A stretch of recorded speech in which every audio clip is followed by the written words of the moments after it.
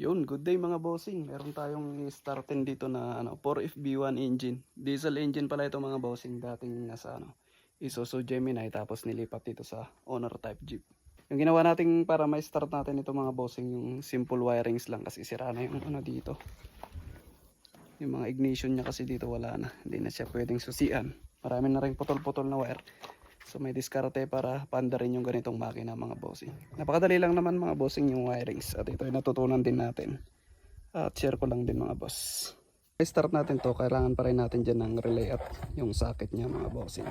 Tapos ito yung positive line ng papunta sa battery. At ito yung negative.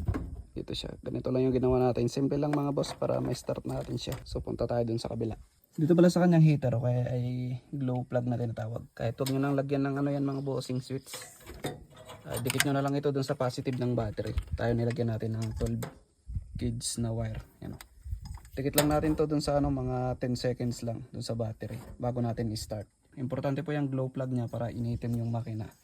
Para mas madali siyang i-start. Then dito po mga bossing itong kanyang itong solenoid valve na tinatawag na ito. Ito kasi yung pumipigil dun sa gas pag humigop yung ating fuel pump para ibugas sa kanyang distributor. Konektado po ito dun sa main line ng ating fuel. Galing sa fuel filter na yung mayroon siyang pump na ganyan.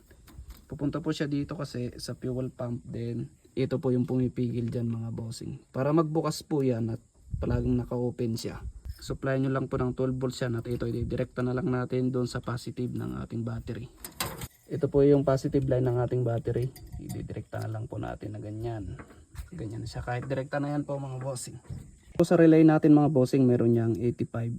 Tapos sa kabila 86. Nakikita nyo ba? Yan po siya 85, 86. Itong 85 mga bossing, supplyan lang natin yan ng negative. Ito yung relay socket natin. Nakakonektado siya dun sa negative ng battery. Yan po siya. Wala kasing battery itong mga bossing, hindi pa natin nilalagyan. Wala pa kasing pang testing natin. Itong number 85 mga bossing na relay natin dito sa kanyang relay socket. Ito po yung wire niyan. Direkta na po yan sa negative line ng ating battery. Yan. Wala pa kasing battery dyan mga bossing. Wala pa yung pan-testing natin. Tapos itong number 30 naman na ito mga boss. Nakikita nyo ba?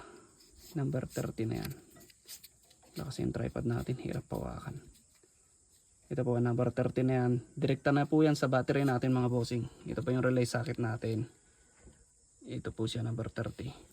Direkta na yan dun sa positive ng ating battery. Didirekta na natin yan dyan.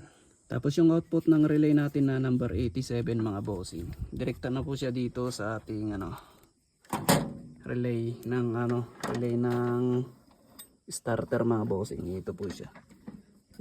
Pinaglilagyan ko lang kasi ng kahoy para maghiwala yung positive at yung kanyang starter na yan mga boss. Yan o. Pero pwede nyo naman paandarin ito ng hindi kayo gagamit ng relay. Basta supply nyo lang agad yung positive line na yon. I-jump nyo na dito mga bossing. Dito sa positive na papunta doon sa kanyang starter motor. Pero sa atin kasi para magamit pa rin natin itong relay na ito ng starter motor. Diyan natin kukonek yung positive ng output ng relay natin. Yung number 87 po mga bossing. Pero kung trip nyo hindi gumamit ng relay na ganyan bypass nyo na lang mga bossing. Direkta nyo ng yung supply ng positive ng battery. Direkta nyo na lang dito. Tayo kasi gagamitin natin ito relay niya para parang mayroon pa rin tayong susi. Ganitong wire ng number 86 ng relay mga bossing. Ito yung magsisilbing parang susi natin. Didikit lang natin dito sa positive ng battery natin. Wala kasi tayong battery. Ididikit natin yan. Pag nag-crank na yan at umandar na yung makina, tatanggalin na po natin yan. Yun, naandar na po siya mga bossing. Ganun lang naman mga bossing ha. Basic lang kasi to engine, yung mga old model siya. Hindi kagaya sa mga electronic type na engine, yung mga may ECU. Ito kasi walang ECU ito mga boss. Yun lang mga bossing, sana mga tulong ride safe. Peace out.